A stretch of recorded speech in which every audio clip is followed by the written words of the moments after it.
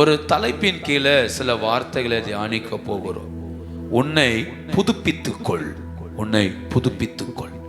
இந்த கால வேளையில இந்த வசனத்தின் வார்த்தையின் அடிப்படையில் வசனங்களை நாம் தியானிக்க போகிறோம். என்னை நானே புதுப்பித்துக் கொள்ள வேண்டும். தேவனோடு நடக்கிறனா, தேவ பிரசன்னத்துல வாழுகிறனா, நம்மை நாமே புதுப்பித்துக் கொள்ளுவது அவசியம். நம்மை நாமே தேவனோடு பலப்படுத்தி கொள்ளுவது அவசியம். இருக்கிற பலனில், இருக்கிற ஜபத்துல, இருக்கிற ஆவிக்குரிய வாழ்வில் நம்மளால பிரகாசிக்க முடியாது. ஒவ்வொரு காலகட்டத்திலையும் ஒவ்வொரு புதுப்பிப்பு தேவையா இருக்கிறது. ஒவ்வொரு காலகட்டத்திலையும் ஒவ்வொரு மாற்றம் நமக்கு தேவையா இருக்கிறது. ஆவிக்குரிய வாழ்க்கை எப்போதுமே தேங்கி நிற்கிற தண்ணீரை போல இருக்கக்கூடாது. தேங்கி நிற்கிற தண்ணீரா இருக்குமானால் கொஞ்ச நாளைக்கு அந்த தண்ணீர் ஃப்ரெஷ்ஷா இருக்கும். ஆனா நாட்கள் ஆக ஆக அந்த தண்ணீர் கெட்டு போக ஆரம்பிக்கும், பாசிகள் பெருக ஆரம்பிக்கும், கீழே சேரும் சகதியுமாய் மாறும், தேவையில்லாத பூச்சிகள் வளர ஆரம்பிக்கும், துர்நாற்றங்கள் எடுக்க ஆரம்பிக்கும். அப்ப தேங்கி நிற்கிற தண்ணீர்கள் ஒரு தோல்விக்கு ஆதாரமாய் மாறுகிறது. ஆவிக்குரிய வாழ்க்கை தேங்கக்கூடாது, நாளுக்கு நாள் வளர வேண்டும். நம்முடைய ஜீவியங்கள் நாளுக்கு நாள் வளர வேண்டும். போன வருஷம் 500 ரூபாய் சம்பாதித்தவன் மறு வருஷம் 600 ரூபாய் சம்பாதிக்க வேண்டும் என்று நினைப்பது இயல்பு. போன வருஷத்துக்கு 25,000 சம்பளம் வாங்கினவன் இந்த வருஷம் 28,000 கிடைக்காதா என்று ஏங்குவது இயல்பு. அப்போ நல்ல கவனிங்கள், உலகத்தில் உள்ளவர்கள் அடுத்தடுத்த வருஷம் போகும்போது ஒரு ப்ரமோஷனை எதிர்பார்க்கிறாங்க, ஒரு வளர்ச்சியை எதிர்பார்க்கிறார்கள். இந்த வருஷம் இப்படி இருந்தோம், அடுத்த வருஷம் வளரணும், அடுத்த வருஷம் வீடு கட்டணும், அடுத்த வருஷம் கார் வாங்கணும், அடுத்த வருஷம் லேண்ட் வாங்கணும். அப்போ ஒவ்வொரு வருஷமும் மனிதன் வளருவதை விரும்புகிறான். யாரும் இருக்கிற நிலையில இருப்போம் என்று நினைப்பது இல்லை. என் குடும்பம் இதே நிலையில இருக்கட்டும், நார்மலா இருப்போம், நார்மலா போவோம், அப்படி யாரும் நினைப்பதில்லை. சொந்த வீடு வேணும், சொந்த கார் வேணும், சொந்த நிலம் வேணும், சொந்த வேலை வேணும், சொந்தமாய் வளரணும். இது எல்லாம் மனிதன் விரும்புகிற ஒன்று. அப்போ நீங்களும் நானும் புரிந்து கொள்ள வேண்டிய ஒன்று, என்னுடைய தனிப்பட்ட வாழ்விலே என்னை நானே தேவனுக்கு முன்பாக புதுப்பித்துக் கொள்ள என்னை ஒப்பு கொடுக்க வேண்டும். புதுப்பிப்பது என்பது நம் விருப்பத்தின் அடிப்படையில் நடக்கும். நீங்க ஒரு ஆண்ட்ராய்டு போன் வச்சிருக்கிறீங்கன்னா வருஷத்துக்கு ஒரு தடவை அப்டேட் உடைய அந்த நோட்டிபிகேஷன் வரும். உங்க மொபைலை அப்டேட் பண்ணலாம், நியூ வெர்ஷன் வந்திருக்கு அப்படின்னு. அதை நீங்க விரும்பினா தான் என்ன செய்ய முடியும், அப்டேட் பண்ண முடியும். தானா என்ன செய்யாது, அப்டேட் ஆகாது. நீங்க விரும்பினா அதை அப்டேட் கொடுத்தா அது 2 ஜிபியோ 1.5 ஜிபியோ டவுன்லோட் ஆகும். அதுக்கப்புறம் 10 நிமிஷம் வெயிட் பண்ணணும். அது ஃபுல்லா இன்ஸ்டால் ஆகி ஃபுல்லா அப்டேட் ஆகி அது சுவிட்ச் ஆஃப் ஆகி மறுபடியும் திரும்ப ஆன் ஆகும். ஆன் ஆகும்போ பழைய நிலையில இருக்காது, செட்டிங்ஸ் உடைய அமைப்பு மாறும், தீமுடைய அமைப்பு மாறும், ஸ்பீடு மாறும். அப்போ அப்டேட் என்பது நான் விரும்பினால் நடக்கக்கூடிய ஒன்று. இந்த கால வேளையிலே பரிசுத்த ஆவியானவர் நம்மை புதுப்பிக்கும்படி விரும்புகிறார். அடுத்த ஒரு கட்டத்துக்கு நான் நகர்ந்து போயே ஆகணும். எப்போது புதுப்பிப்பு வருகிறது, பழையது பலனற்று போகும்போது ஒரு புதுப்பிப்பு தேவைப்படுகிறது இல்லையா? 4G இன்டர்நெட் பலவீனப்படும் போது ஆட்டோமேட்டிக்கா 5G மொபைல் தேவைப்படுது, 5G நெட் தேவைப்படுது. என்னைக்கு 5Gயும் பத்தாதுன்னு உணருதோ அன்னைக்கு தேசம் 6Gக்கு என்ன செய்யும், போகும். அப்ப எது பழையதாகுதோ அப்போ ஆட்டோமேட்டிக்கா ஒரு அப்டேட்டை உலகம் எதிர்பார்க்கிறது. இந்த கால வேளையில ஏன் ஆவியானவர் என்னை புதுப்பிக்க வேண்டும், ஏன் என்னை புதுப்பிக்க விரும்புகிறார் என்றால், எனக்கு இருக்கிற பலன் பழையதா இருக்கிறது, என்கிட்ட இருக்கிற ஜெபம் பழையதா இருக்கிறது, என்கிட்ட இருக்கிற உபவாசம் பழையதா இருக்கிறது. ஒரு புதிய அட்மாஸ்பியருக்குள்ள இன்னும் வரல, ஒரு புதிய மகிமைக்குள்ள வரல. அதனாலதான் பரிசுத்த ஆவியானவர் உன்னை புதுப்பித்துக் கொள் அப்படிங்கிறார். உன்னை புதுப்பித்துக் கொள். அப்ப நல்லா புரிந்து கொள்ள வேண்டும், ஆண்டவர் என்னை புதுப்பித்துக் கொள் என்று சொல்றார் என்றால் என்கிட்ட இருந்தது எல்லாமே எக்ஸ்பைரி ஆயிருச்சு. இனி இதை வச்சுக்கிட்டே ஓட்ட முடியாது. இந்த தரிசனத்தை வச்சுக்கிட்டு, இந்த வெளிப்பாடுகளை வச்சுட்டு, இந்த ஜெபத்தை வச்சுக்கிட்டு இல்ல. இனி அடுத்த மகிமைக்குள்ள போனா தான் அடுத்த என் வாழ்க்கையை ஜெயமாய் என்னால் நடத்தி செல்ல முடியும். இந்த காலவேளையில நீங்களும் நானும் புரிந்து கொள்ள வேண்டிய ஒண்ணு, நான் இந்த நிலையில் இருக்கக்கூடாது. நான் இதே நிலையில் வாழக்கூடாது, நான் இதே நிலையில் ஜீவிக்க கூடாது. அப்படி ஜீவித்தால் நான் தோத்து போவேன். வேதத்துல தன்னை புதுப்பிக்காத அநேகர் இருக்கிறார்கள், தன் பலத்தை புதுப்பிக்காத அநேகர் உண்டு. ஆனா வேதத்துல ஆண்டவர் சமூகத்துல எப்படியாகிலும் தன்னை புதுப்பித்துக் கொள்ள வேண்டும் என்று ஏங்கின ஒரு தேவ மனிதன் மோசே. எப்படியாகிலும் தன்னை தேவ பிரசன்னத்தில் புதுப்பித்துக் கொள்ள வேண்டும், தனக்கு இருக்கிற இந்த லெவல் போதாது என்பதை உணர்ந்த தேவ மனிதன் மோசே. இந்த மோசேயை கொண்டுதான் சில வார்த்தைகளை தியானிக்க போகிறோம். யாத்திராகமம் புஸ்தகம் 33ஆம் அதிகாரம் 18வது வசனம். யாத்திராகமம் 33ஆம் அதிகாரம் 18வது வசனம். அவன் உம்முடைய மகிமையை எனக்கு காண்பித்தருளும் என்றார். மோசே ஜெபம் பண்ண ஒரு ஜெபம், உம்முடைய மகிமையை எனக்கு காண்பித்தருளும். இந்த மோசேயை போல தேவனோடு நெருங்கி நடந்த மனிதர்கள் வேற யாரும் இல்லை. அவ்வளவு தூரம் தெய்வத்தோடு நெருங்கி நடந்தவர். ஒரு 40 வருஷம் கர்த்தருடைய பிரசன்னத்திலேயே வாழ்ந்த தேவ மனிதன். ஒரு 40 வருஷம் தேவனுக்காகவே ஓடின தேவ மனுஷன். இந்த மனுஷன் ஜெபிக்கிறார், ஆண்டவரே உம்முடைய மகிமையை எனக்கு காண்பித்தருளும். என் வாழ்க்கை தனிமைப்படுகிறது. நல்லா புரிந்து கொள்ளுங்க, இந்த வார்த்தையை சொல்லுவதற்கு முன்னாடி மோசே 40 நாட்கள் உபவாசித்து ஜெபம் பண்ணிட்டு இறங்கி வந்திருக்கிறார். இறங்கி வந்தவர் சொல்றாரு, எனக்கு இந்த பலன் போதாது, இந்த மகிமை போதாது, நான் உம்முடைய மகிமையை பார்க்கணும். என்கிட்ட இருக்கிற பிரசன்னம் போதாது, உம்முடைய மகிமையை பார்க்கணும். யோசித்து பாருங்க, 40 நாள் ஜெபம் பண்ணி தேவனுடைய பிரசன்னத்திலே வாழ்ந்து ஆசரிப்பு கூடாரத்தை குறித்த மிகப்பெரிய வெளிப்பாடுகளை வாங்கிட்டு கீழே இறங்கி வந்த மனுஷன் பண்ற ஜெபம், உம்முடைய மகிமையை எனக்கு. அப்ப 40 நாள் ஜெபம் பண்ணி முடிச்சாலும் மறுநாள் ஆட்டோமேட்டிக்கா ஒரு அப்டேட்டை நோக்கி வாழ்க்கை நகர்கிறது. நம்ம என்ன செய்கிறோம்? ஒரே லெவல்ல ஓடுவதற்கு பிரயாசப்படுகிறோம். இல்ல 10 நிமிஷம் பண்ண என் ஜெபம் 15ஆ மாறணும். அரை மணி நேரம் பண்ண ஜெபம் 40 நிமிஷமா மாறணும். அது வளரல, மாறலன்னா நான் புதுப்பிக்கலன்னு அர்த்தம். இந்த வருஷத்தினுடைய ஆரம்பத்தில் நிற்கிறோம். நம்மை நாமே புதுப்பித்துக் கொள்ள தேவன் கையில ஒப்பு கொடுக்கணும். போதாது, எனக்கு இது போதாது. இந்த வசனத்தை கேட்கும் போதே உங்க உள்ளத்துல நீங்களே சொல்ல வேண்டியது, எனக்கு இது போதாது, நான் இருக்கிற நிலை எனக்கு போதாது, நான் ஓடுகிற ஓட்டம் எனக்கு போதாது, நான் செய்கிற ஜெபம் எனக்கு போதாது, என் வீட்டில் இருக்கிற பரிசுத்தம் போதாது, கர்த்தரோடு உறவு போதாது, ஏன்னா இதை வச்சு இனி ஓட முடியாது. மோசே கேட்கிறார், உம்முடைய மகிமையை எனக்கு காண்பித்தரலாம். 40 நாள் ஜெபம் வரும்போ 2 கற்பலகைகளை ஆண்டவர் தன் விரலினால் எழுதி மோசே இடத்துல கொடுத்து அனுப்பினார். இந்த மோசே அதை சுமந்து கொண்டாக்கும் கீழே வந்தார். தன் கையில 2 பொக்கிஷம், அது 2 கற்பலகை, கர்த்தரால் எழுதி கொடுக்கப்பட்டவைகள். இதை சுமந்து கொண்டு வந்த மோசேயாக்கும் இப்படி ஜெபம் பண்றாரு, உம்முடைய மகிமை எனக்கு காண்பித்தரலாம். 11ஆம் வசனம் சொல்லுது, ஒருவன் தன் சிநேகிதனோடு பேசுவது போல கர்த்தர் மோசையோட பேசினார். அப்படின்னா மோசைக்கு ஃப்ரெண்ட் ஆண்டவராக்கும், ஆண்டவருடைய ஃப்ரெண்ட் மோசையாக்கும். அந்த மனுஷன் சொல்றாரு, உம்முடைய மகிமை எனக்கு. கர்த்தருடைய விரலினால் எழுதி கொடுக்கப்பட்ட கற்பலகை கையில் இருக்கு.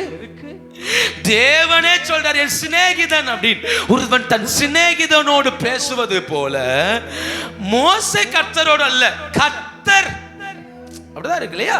மோசே கர்த்தரோடு பேசினார் அல்ல, கர்த்தர் யாரோடு பேசினார்? அப்போ ஆண்டவருக்கு தான் யாரு ஃப்ரெண்டு? மோசே. மோசேக்காய் காத்திருக்கிறார், மோசையோடு உறவாட விரும்புகிறார், மோசையோடு வாழ விரும்புகிறார், எல்லாம் விரும்புகிறார். அப்பேற்பட்ட அவ்வளவு உறவுல இருக்கிற ஒரு மனுஷன் சொல்றாரு, எனக்கு உம்முடைய மகிமையை.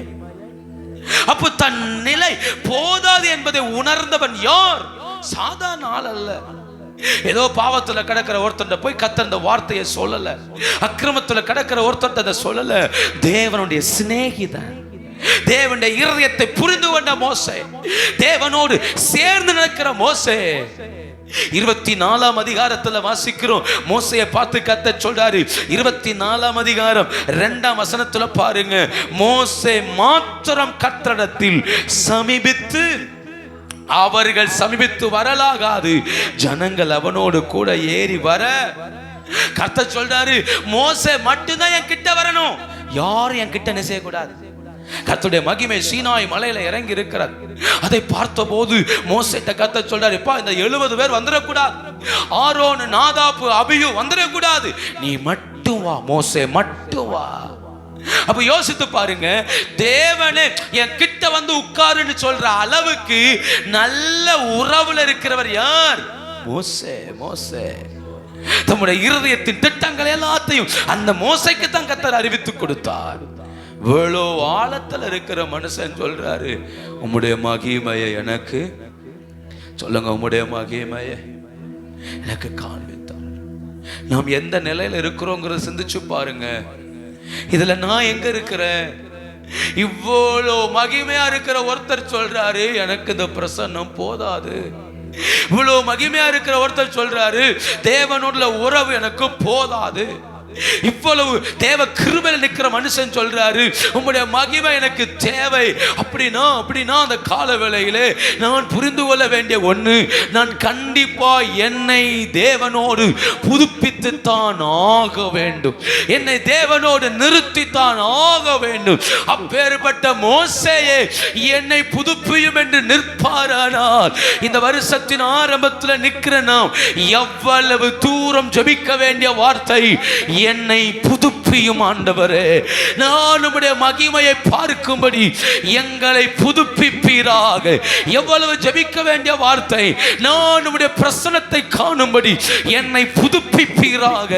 இவ்வளவு நெருக்கத்தில் இருந்தவனே ஜெபிப்பானால் நாம் எவ்வளவு ஜெபிக்க வேண்டிய கட்டாயத்துக்குள் வாழுகிறோம். கர்த்தர் நமக்கு கிருபை தருவாராக. ஆண்டவர் நல்லவர். இப்படி ஜெபிக்கிறதுக்கு என்ன காரணம்? மோசே இவ்வளவு கண்ணீரோடு ஜெபிக்க என்ன காரணம்? என்ன காரணம்? யாத்திராகமம் 32ஆம் அதிகாரம் 16வது வசனம். யாத்திராகமம் 32:16. தேவனால் செய்யப்பட்டதாயும் தேவனால் எழுதப்பட்ட எழுத்துமாய் இருந்தது. 19ஆம் வசனம். அவன் பாளையத்துக்கு சமீபித்து நடனத்தையும் கண்டபோது மோசே கோபம் உண்டவனாகி தன் கையில் இருந்த பலகைகளை மலையின் அடியில் எரிந்து உடைத்து போட்டான். தேவன் எழுதி கொடுத்த பலகை, தேவன் எழுதி கொடுத்த கற்பலகை, தேவனால் எழுதி கொடுக்கப்பட்டவைகள். இந்த வார்த்தை மனுஷனால் எழுதப்பட்டவைகள் அல்ல, தேவனால் எழுதி கொடுக்கப்பட்டவைகள். அதை சுமந்து கொண்டு வந்த மோசே, அதை கையில் எடுத்து கொண்டு வந்த மோசே என்ன செய்தான்? சூழ்நிலையை கண்டு தடுமாறினான். எதை கண்டு தடுமாறினார்? சூழ்நிலையை கண்டு தடுமாறினான். இவன் மகிமை இழக்க காரணம் சூழ்நிலை. சூழ்நிலை, இந்த வார்த்தை அப்படியே எழுதி வச்சுக்கோங்க. சூழ்நிலை மோசையை தடுமாற பண்ணினது. இப்ப மோசே எனக்கு மகிமையை காண்பின்னு ஜெபம் பண்றாரு. அதுக்கு காரணம் என்ன? சூழ்நிலை அவரை தடுமாற பண்ணிட்டு. என்ன சூழ்நிலை? அங்க இருக்கிற ஜனங்கள் எல்லாரும் கன்றுக்குட்டியை உண்டாக்கி அதுக்கு முன்பாக ஆடி பாடி நடனமாடி வேஷத்தனம் பண்ணி வஸ்திரங்களை இழந்து நிர்வாணமா நிற்கிறதை கண்டபோது மோசேக்குள்ள கோபம் வந்தது. 40 நாளாய் அங்க மலையில சாப்பிடாம தண்ணி குடியாம தேவ சமூகத்துல உட்கார்ந்து இந்த ஜனத்திற்காய் ஜெபம் பண்ணி 2 கற்பலகைகளை தேவன் கையால எழுதி வாங்கிட்டு மேலிருந்து கீழே இறங்கி வந்து பார்த்தா இந்த ஜனங்கள் தங்களை கெடுத்துக் கொண்டிருந்ததை கண்டபோது கோபம் உண்டவனாகி தன் கையில் இருக்கிற பலகை எடுத்து எரிந்து அவைகளை உடைத்தார். பலகையை உடைச்சிட்டாரு. உடைச்சதுதான் இப்ப பிரச்சனைக்கு ஆரம்பமாச்சு. உடைச்சாரு, ஜனங்களை போய் அதுல பாவம் செஞ்சவங்க எல்லாம் அழிச்சு போட்டாங்க, சுத்திகரிப்பு நடந்துச்சு, எல்லாம் முடிஞ்சிருச்சு. இப்போ மோசே இருதயம் குத்திட்டே இருக்குது. எதை உடைச்சிட்டோம்? எதை உடைச்சிட்டோம்? கற்பலகைய. எப்போதுமே நம்ம நினைக்கிறது, என் சூழ்நிலை நான் தடுமாறிட்டேன், என் சூழ்நிலை நான் கோவப்பட்டுட்டேன், என் சூழ்நிலை அந்த இடத்துல நான் பாவத்தில் விழுந்துட்டேன், என் சூழ்நிலை தடுமாறிட்டேன்னு சொல்றோம்ல. அப்படி செய்யும் போதெல்லாம் நாம் இழப்பது தேவ மகிமையை. என் சூழ்நிலை என்று சொல்லுகிற எல்லாத்திலையுமே நாம் இழப்பது தேவன் கையால் எழுதி கொடுத்ததை இழக்கிறோம். மோசே இழந்தது தேவன் கையால் எழுதி கொடுக்கப்பட்டவைகள்.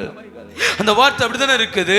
16ஆம் வசனம், அந்த பலகைகள் தேவனால் செய்யப்பட்டதாயும் அவைகள் பதிந்திருந்த எழுத்து தேவனால் எழுதப்பட்ட எழுத்து. அப்ப தேவனால் செய்தது, தேவனால் எழுதப்பட்டது. இதையாக்கும் யார் உடைச்சது? மோசே.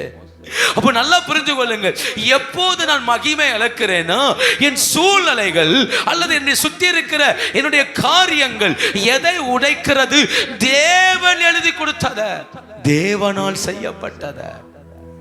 அப்ப சாத்தான் எதை உடைக்க தந்திரமாய் போராடுகிறான்? தேவனால் நான் பெற்றதை. எதையெல்லாம் நான் தேவனால் பெற்றனோ, கிருபைகள் தேவனால் வருகிறது, அபிஷேகம் தேவனால் வருகிறது, ஜெப ஆவி தேவனால் வருகிறது, பரிசுத்தம் தேவனால் வருகிறது, வைராக்கியம் தேவனால் வருகிறது, கர்த்தருக்காய் வாழணுங்கிற சிந்தை தேவனால் வருகிறது. இப்படி தேவனால் எனக்குள் ஏற்படக்கூடிய அனைத்தையும் உடைப்பது சூழ்நிலைகள். வீட்டுக்குள்ள ஒரு சூழ்நிலை வரும்போது, ஒரு சண்டை வருது, ஒரு போராட்டம் வருது, நெருக்கம் வருது, ஆட்டோமேட்டிக்கா எதை இழக்கிறோம்? தேவ பிரசன்னத்தை இழக்கிறோமே. ஆட்டோமேட்டிக்கா பெற்ற அபிஷேகத்தை இழக்கிறோமே. ஆட்டோமேட்டிக்கா தேவ கிருபையை இழக்கிறோமே. பாருங்க, உங்களை நீங்களே கேட்டு பாருங்க, ரட்சிப்பின் சந்தோஷம் என்னில் இருக்கிறதா?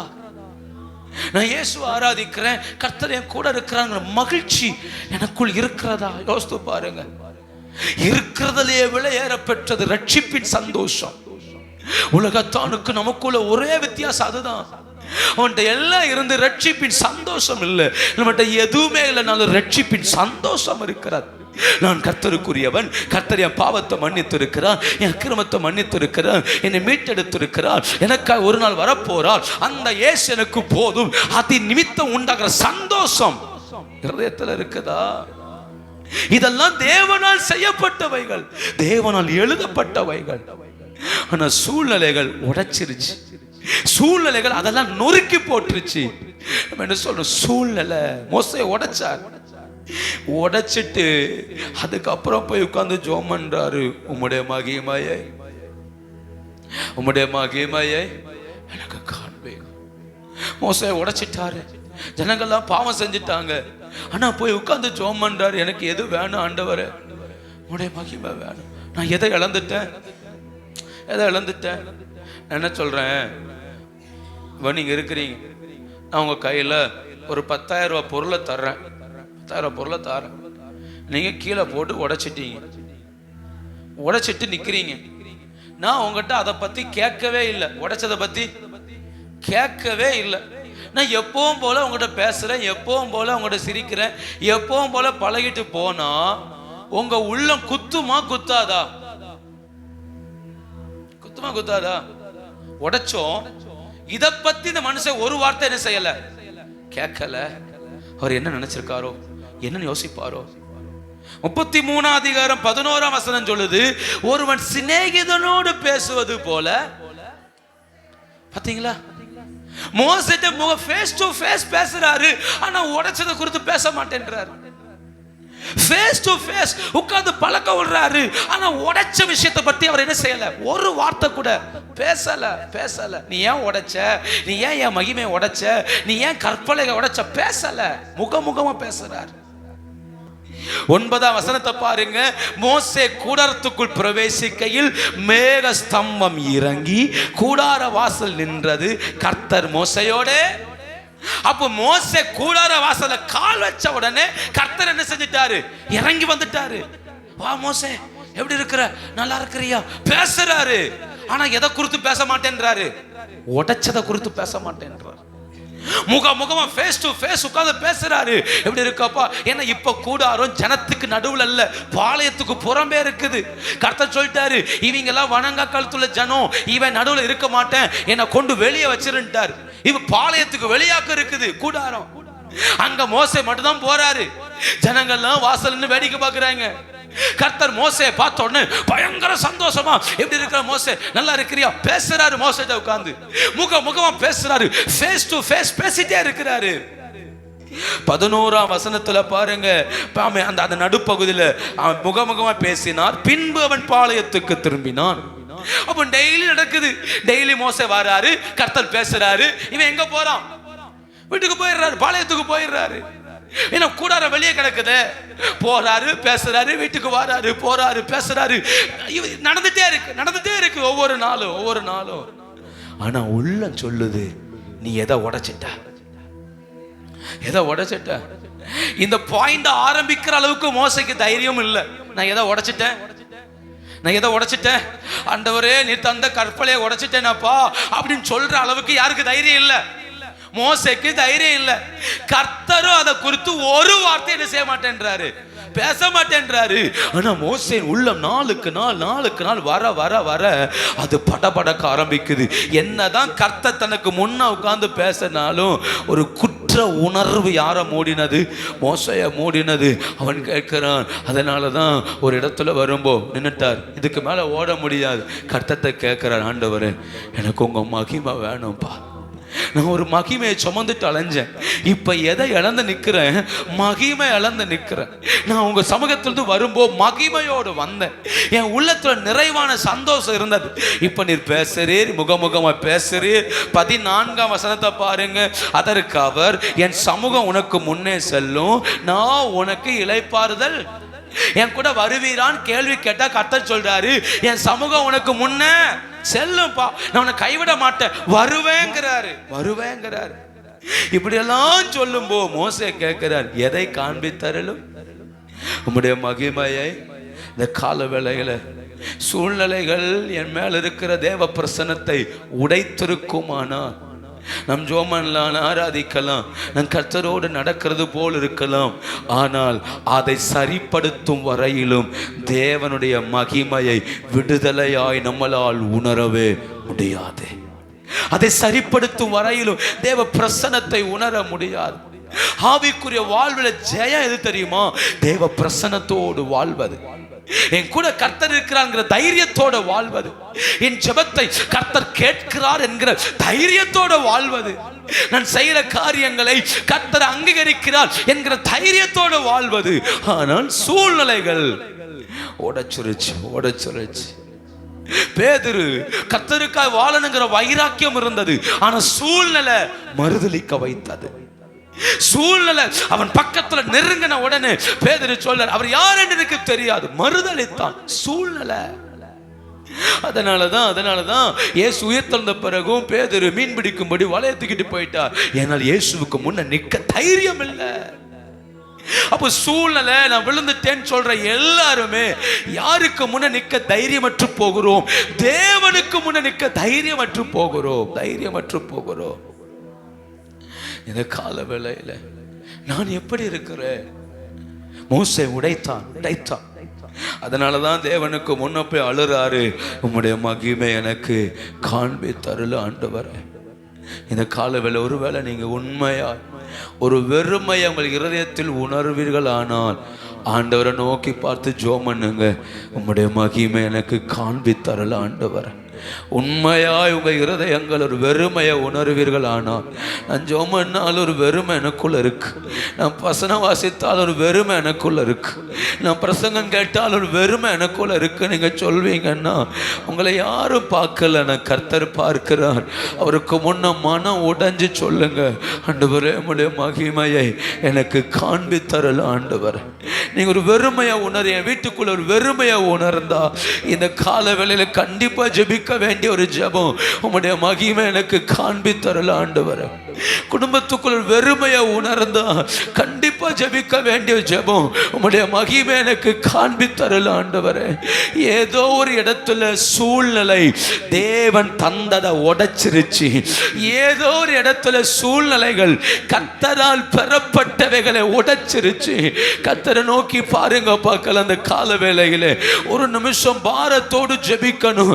ஆண்டவரே, உடைஞ்ச அந்த மகிமை என் வீட்டுக்குள்ள திரும்ப வரணும்பா. உடைஞ்ச அந்த பிரசன்னம் என் வீட்டுக்குள்ள திரும்ப வரணும் ஆண்டவரே. கொஞ்சம் ஆண்டவருடைய முகத்தை நோக்கி பார்க்க முடியுமா? கொஞ்சம் கர்த்தரோட பேச முடியுமா? நான் உடைச்சு போட்ட அந்த சமாதானம் என் வீட்டுக்குள்ள வரணும் ஆண்டவரே. நான் உடைச்சு போட்ட அந்த ஐக்கியம் என் வீட்டுக்குள்ள வரணும் ஆண்டவரே. நான் உடைச்சு போட்ட ஆமென் ஆமென் என் வீட்டுக்குள்ள அந்த மகிழ்ச்சி திரும்ப வரணும் ஆண்டவரே. எத்தனை பேர் ஜெபம் பண்றீங்க? எத்தனை பேர் ஜெபம் பண்றீங்க இந்த கால வேளையில? ஆமென் ஆமென். மனதார ஜெபிக்கணும், மனதார ஜெபிக்கணும். ஒரு 2 நிமிஷம் மனதார ஜெபிக்கணும். நீங்க உடைச்சதை நீங்க தான் சரிப்படுத்த முடியும். நீங்க உடைச்சதை நீங்க தான் சரிப்படுத்த முடியும். கர்த்தர்ட்ட கேளுங்க, என் வீட்டுக்குள்ள உடைஞ்சு போனது திரும்ப வரணும் ஆண்டவரே. உடைஞ்சு போன தேவ பிரசன்னம் திரும்ப வரணும். உடைஞ்சு போன ஜெப ஆவி திரும்ப வரணும். உடைஞ்சு போன ஐக்கியங்கள் திரும்ப வரணும். உடைஞ்சு போன தேவ சமூகம் திரும்ப வரணும் ஆண்டவரே. கர்த்தர் எங்களுக்கு உதவி செய்யுங்கப்பா, உதவி செய்யுங்கப்பா. நாங்க போட்டு உடைச்சதுக்கு பதிலாக கர்த்தர் எங்களுக்கு உதவி செய்யுங்கப்பா. பாரத்தோடு ஜெபம் பண்றீங்களா? பாரத்தோடு ஜெபம் பண்றீங்களா? அதை உடைச்சிட்டோமே, கண்களுக்கு முன்பாக எரிந்து உடைச்சிட்டோமே. கர்த்தர் உதவி செய்வாராக. ஆண்டவர் கிருபை தருவாராக, உதவி செய்வாராக. நான் ஒன்று சொல்றேன், நல்லா புரிஞ்சுக்கோங்க. நாம் வெறுமையை அனுபவிக்க காரணமே நாம் உடைத்ததுனால தான். நம்ம ஈஸியா தூக்கி தூர போட்டுருதோம் இல்லையா? அவனுடைய பிரசனத்தை ஈஸியா துச்சமா நினைச்சிடுறோம். கர்த்தரை ஈஸியா துச்சமா நினைச்சிடுறோம். நம்ம அழைக்கப்பட்ட அழைப்பை, ரட்சிக்கப்பட்ட அந்த அனுபவத்தை ஈஸியா தூக்கி தூர எரிஞ்சிடறோம் இல்லையா? ஆனா அது எவ்வளவு பெரிய ஆபத்து தெரியுமா? அது எவ்வளவு பெரிய ஆபத்துனா, தேவன் வாய் திறந்து நம்மிடத்துல சொல்லாமல் இருப்பதுதான் ஆபத்து. தேவன் வாய் திறந்து நம்மிடத்துல நான் உன்னை ஆசீர்வதிப்பேன், பலப்படுத்துவேன், கூட இருப்பேன், அதெல்லாம் மேட்டரே இல்லை. ஆனா நீ செய்யறது தவறுன்னு கர்த்தர் சொல்லலன்னு வச்சுக்கோங்க, அதை விட நரக வாழ்க்கை உலகத்திலேயே வேற ஒண்ணுமே. மனுஷன் 1000 சொல்லலாம், ஆனா கர்த்தர் சொல்லணும். நான் சரியா தப்பாங்கிறத கர்த்தர் என்ன செய்யணும்? சொல்லணும். நீ தடுமாறுற, நீ விழுந்து போற, நீ சரியில்லை, கர்த்தர் உணர்த்தலன்னா. மோசத்தை கர்த்தர் உணர்த்தவே இல்லை. ஆனா டெய்லி நண்பன்கிட்ட பேசுறது போல என்ன செய்யறார்? பேச்சுல தடுமாற்றமே வரல, கர்த்தருடைய பிரசனத்துல தடுமாற்றமே வரல. ஆனா மோசையுடைய உள்ளம் குத்துது. அந்த மலையில இருந்த ஒரு அனுபவம் இப்போ இல்லையே. மலையில இருந்த அனுபவம் இல்லையே. நான் சின்ன வயசுல இருக்கும்போது விபிஎஸ்ல ஒரு கதை சொல்லுவாங்க. அது அப்ப ஃபேமஸா இருந்த ஒரு கதை. ஒரு சகோதரியும் ஒரு சகோதரனும் ஒரு தகப்பன் தாய்க்கு இருந்தார்கள். 2 பிள்ளைகள். பெரிய தோட்டம் இருந்தது, பெரிய வயல்கள் இருந்தது. அந்த 2 பிள்ளைகள் நன்றாய் ஒன்றாய் வளர்ந்தவர்கள். மூத்தவள் சகோதரி, இளையவன் சகோதரன், சின்ன பையன். ஒரு நாள் இவர்கள் வயல்ல விளையாண்டு கொண்டிருக்கும் போ இந்த சின்ன பையன் எரிஞ்ச ஒரு கல் எரியப்பட்டு ஒரு வாத்து செத்து போயிட்டு. அந்த வாத்து செத்த உடனே அண்ணனும் தம்பியும் அக்காவும் சேர்ந்து அங்கே ஒரு குழியை தோண்டி வாத்தை என்ன செஞ்சிட்டாங்கன்னா, அப்பாக்கு தெரிஞ்ச அடிப்பாருன்னு சொல்லி கொண்டு புதைச்சிட்டாங்க. புதைச்சதுக்கு அப்புறம் அந்த வாத்தை குறித்து யாருக்கும் தெரியாது. ஆனா அக்காவுக்கு அது ஒரு சாதகமாய் மாறினது. தம்பிக்கு ஏதாவது வேலை ஆகணும் அப்படின்னா அவங்கிறது சொல்வா வாத்து அப்படின்பா. உடனே ஆட்டோமேட்டிக்கா தம்பி என்ன செய்வான்? ஏன்னா இது யாருக்கு தெரியக்கூடாது, அப்பாவுக்கு தெரியக்கூடாது. அப்போ அக்கா செய்ய வேண்டிய அத்தனை காரியத்தையும் யார் செய்வா? தம்பி செய்வான். இப்படியே நாட்கள் போயிட்டே இருந்தது. இவனுடைய எல்லா நன்மைகளையும் அவள் பறித்து கொள்ள ஆரம்பித்தார். இவன் தரமாட்டேன்னு சொன்னா வாத்து அப்படின்பா. வர வழி இல்லை, கொடுத்துதான் ஆகணும். இப்படியே நாட்கள் போக போக போக அவன் உள்ளம் ஒரு நாள் வாதிக்கப்பட ஆரம்பித்தார். அவன் யோசித்தானா, இதை ஏன் நேரடியாக போய் அப்பாட்டே சொல்லக்கூடாது? நம்ம நம்ம கொன்னுட்டோங்கிறத யார்கிட்ட சொல்லிடுவோம், அப்படி சொல்லிடுவோமே. இவன் டெய்லி கஷ்டப்படுத்துறாளேன்னு சொல்லி குற்ற மனசாட்சி தாங்காம ஒரு நாள் தகப்பனும் பிள்ளைய மட்டும் தனியா வயல்ல இருக்கும்போ அவன் போய் சொன்னானாப்பா, நான் ஒரு தப்பு பண்ணிட்டேன்ப்பா அப்படின்னு. தகப்பன் சொன்னார், என்ன தப்பு பண்ண சொல்லு அப்படின்னாரு. அவன் சொன்னானாப்பா, நான் ஒரு அன்னைக்கு விளையாண்டு கொண்டிருக்கும்போ ஒரு கல்லை கொண்டு எரிஞ்சு ஒரு வாத்தை கொன்னுட்டேன்ப்பா, அங்க புதைச்சேன் அப்படி. வா காட்டு அப்படின்னாரா. தோண்டி பார்த்தா உள்ள வாத்து இல்லை. அப்பா சொன்னாரா, அதுல புதைச்சத நான் அன்னைக்கே என்ன செஞ்சிட்டேன், பார்த்துட்டேன். உங்களை யாரோ ஒருத்தர் தான் புரிஞ்சுது எனக்கு, நான் கேட்கல, நீங்களா சொல்லுவீங்கன்னு அமைதியா இருந்தேன். அதை எடுத்து அன்னைக்கே வேற இடத்துல என்ன செஞ்சாச்சு. நீங்க இவங்க 2 பேரும் எவ்வளவு தோண்ட முடியும், மேட்டாப்புல புதைச்சு போயிருக்கிறாங்க. அவர் தண்ணி பாய்க்கும் போது மண்ணு விலகின உடனே எது தெரிஞ்சிருச்சு, வாத்து தெரிஞ்சிருச்சு. அப்பா சொன்னாராம், தப்பு இல்லம்மா, ஆனா உடனே என்கிட்ட சொல்லிடணும், இவ்வளவு தாமதம் என்ன செய்யக்கூடாது, பண்ணக்கூடாது. ஒன்றும் பிரச்சனை இல்லை, ஒரு வாத்தானே போச்சு, நிறைய வாத்து இருக்கு, பரவாயில்ல, இனி பார்த்து விளையாடுன்னு சொல்லி சமாளிச்சு அனுப்பினார். மறுநாள், இது தெரியாத அக்கா ஒரு காரியத்தை சொல்லிட்டு வாத்து அப்படின்னா அவன் சொன்னான், அதெல்லாம் நேத்து, அதெல்லாம் நேத்தோட முடிச்சாச்சு. அப்போட சொல்லிடுவேன், போய் சொல்லு, யார் வேண்டான்னா. ஏன்னா டீலிங் முடிச்சு பத்தியலா, டீலிங் முடிச்சதுக்கு அப்புறம் ஒரு சந்தோஷம் வருது பாருங்க. இப்ப இவ எத்தனைதான் வாத்துன்னு சொன்னாலும் கதை என்ன செய்யாது, ஏன் நடக்காது, உள்ளத்துல இருக்கிற குற்ற மனசாட்சி விலகிருச்சு, ஒப்புரவாயாச்சு, வாத்து கதை முடிஞ்சு போச்சு. இனி இவளை எவ்வளவு மிரட்டினாலும் அந்த மிரட்டல் அங்க. இதுதாங்க இன்னைக்கு நடந்துட்டு இருக்கு. என் இருதயம் வெறுமையாக்கப்பட்டு இருக்குது. நான் என்னதான் ஆராதிச்சாலும் என்னதான் ஜெபம் பண்ணாலும் என் இருதயத்தில் ஒரு வெறுமை இருக்கும்போ ஆட்டோமேட்டிக்கா சாத்தான் அதையே காட்டி காட்டி காட்டி, நீ விழுந்தவன் தான், உன்ட அபிஷேகம் இல்லை, உன்ட பிரசன்னம் இல்லை, உன் வீட்டில் சமாதானம் இல்லை, உன் வீட்டில் ஐக்கியம் இல்லை, இதையே சுட்டி காட்டிட்டு இருக்கிறான்ல. இதைத்தான் மோசே தேவன்கிட்ட போய் சொல்றாரு, உம்முடைய மகிமையை எனக்கு காண்பித்தருளுங்க ஆண்டவரே, எனக்கு உதவி செய்யுங்கன்னு சொல்லும்போ கர்த்தர் என்ன சொன்னார் தெரியுமா? 32ஆம் அதிகாரம், யாத்திராகமம் 34ஆம் அதிகாரம் 1வது வசனத்தை பாருங்க. கர்த்தர் மோசேயை நோக்கி, முந்தின கற்பலகைகளுக்கு ஒத்த 2 கற்பலைகளை இழைத்துக்கொள், நீ உடைத்து போட்ட முந்தின பலகையில் இருந்த வார்த்தைகளை அவைகளில் எழுதுவே. இந்த கால வேளையில நான் என்னை தேவனுக்கு முன்ன ஒப்பு கொடுக்கும்போ கிருபையுள்ள ஆண்டவர் சொல்றாரு, இப்ப முன்னாடி கற்பலகை நானே செஞ்சு நானே எழுதி நானே கொடுத்தேன். இப்ப ஒண்ணு பண்ணு, அந்த கற்பலகை மட்டும் கீழே இருந்து வெட்டி கொண்டு வா, மாலையில வச்சு முன்னாடி என்ன எழுதுனேனோ அதையே திரும்பவும் எழுதுவேன்னு கர்த்தர் சொன்னா. இந்த கால வேளையிலே என்னை தேவனுக்கு முன்ன நிறுத்தி எனக்கு உதவி செய்யணும் கேட்போமானால் அவர் நான் உடைத்து போட்டவைகளை திரும்பவும் என்னில் எழுத கர்த்தர் வல்லவராய் இருக்கிறார். நான் எதை உடைத்தேனோ, எந்த சந்தோஷத்தை உடைத்தேனோ, எந்த மகிமையை உடைத்தேனோ, எந்த சமாதானத்தை உடைத்தேனோ, சூழ்நிலைகள் எதையெல்லாம் என் வாழ்க்கையில் உடைத்ததோ அவைகளை எல்லாவற்றையும் திரும்ப எழுதுவதற்கு ஆண்டவர் வல்லவர். கர்த்தர் சொல்றார், பலகையை மட்டும் நீ கொண்டு வா, அப்படின்னா என் இருதயம் மட்டும் தேவனுக்கு முன்ன ஆயத்தமா இருக்குமானால் அப்ப நான் உடைக்கிறதுக்கு முன்னாடி அவரே என் இருதயத்தை ஆயத்தப்படுத்தி அவரே எழுதினார். இப்ப சொல்றாரு, நீ ஆயத்தப்படுத்து, நீ சரிப்படுத்து, நீ ஒதுக்க வேண்டியதை ஒதுக்கு, செதுக்க வேண்டியதை செதுக்கு, சரிப்படுத்தி கொண்டு வா. முன்னே எழுதினவைகளை நான் திரும்பவும் எழுதுவேங்கிறாரு. இந்த கால வேளையிலே ஆண்டவர் நமக்கு உதவி செய்வாராக. இழந்த அந்த பலத்தை, இழந்த அந்த கிருபைகளை நம்முடைய இருதயம் மட்டும் தேவனுக்கு முன் ஆயத்தமாகுமானால் அவைகளில் திரும்பவும் எழுத கர்த்தர் வல்லவராயிருக்கிறார். மோசேட்ட சொல்றாரு, வா மலைக்கு வா, திரும்பவும் திரும்பவும் எழுதுவேன். ஏற்கனவே எழுதப்பட்டவைகளையே திரும்பவும் எழுதுவேன். இந்த வருஷத்தின் ஆரம்பத்தில் உடைத்து போட்ட கற்பலகைகளுக்கு ஈடாய் கர்த்தர் திரும்பவும் நம்முடைய இருதயங்களில் தம்முடைய வார்த்தையை எழுதுவாராக. திரும்பவும் தம்முடைய மகிமையை நம்மிலே எழுதுவாராக. எத்தனை பேர் ஆண்டவரை இந்த கால வேளையில் மகிமைப்படுத்துறீங்க? கர்த்தர் என் மேல தம்முடைய சித்தத்தை எழுதுவாராக. சொல்லுங்க, நான் உடைச்சது உண்மை, நான் நொறுக்கினது உண்மை. அவைகளுக்கு ஈடாய் என் இருதயத்தை உமக்கு முன்பாக திறந்து வைக்கிறேன்.